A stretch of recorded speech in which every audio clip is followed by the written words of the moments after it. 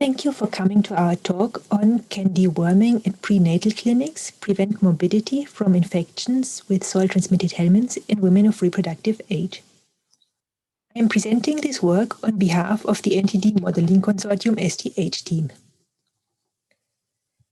I will first give you a brief overview on STH epidemiology and morbidity. Then I will talk about the WHO 2030 goals for STH and our research question. I will introduce our study design, present the results, and give our conclusions. It is estimated that worldwide about 1.5 billion people are infected with STH.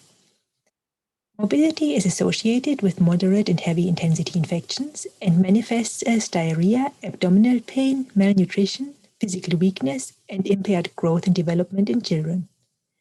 Morbidity from hookworm infection in particular is associated with anemia, which can lead to adverse pregnancy outcomes and impaired lactation.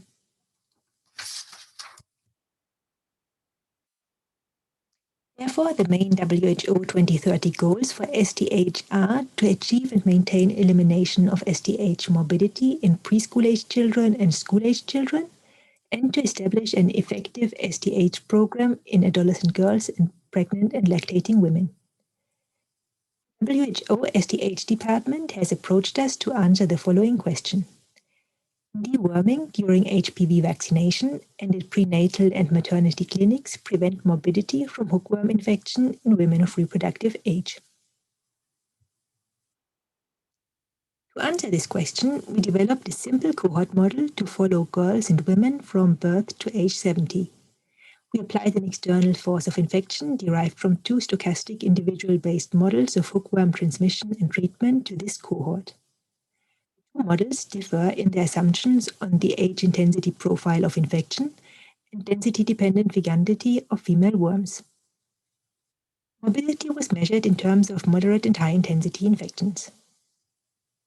We simulated three different scenarios. First, a moderate prevalent setting with annual school-based deworming with or without additional deworming of women of reproductive age.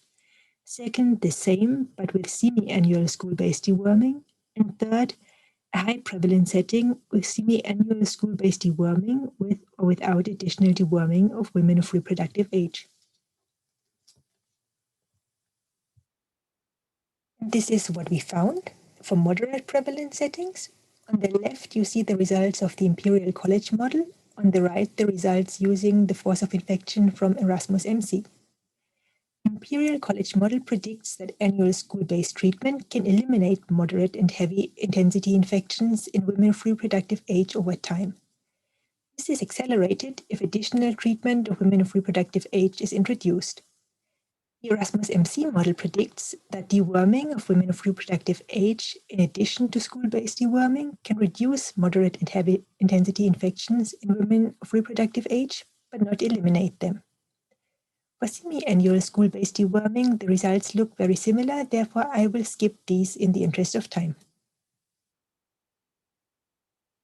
In high prevalence settings, both models predict that deworming of women of reproductive age at HPV vaccination and at prenatal and maternity clinics can reduce moderate and heavy intensity infections in women of reproductive age, but not eliminate them.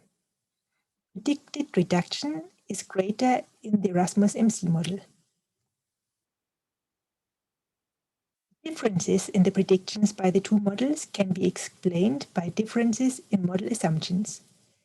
The Imperial College model assumes that the age intensity profile is flat across all ages, whereas the Erasmus MC model assumes a higher intensity of infection in adults. Consequently, the efficacy of school-based deworming is greater in the Imperial College model in moderate prevalence settings.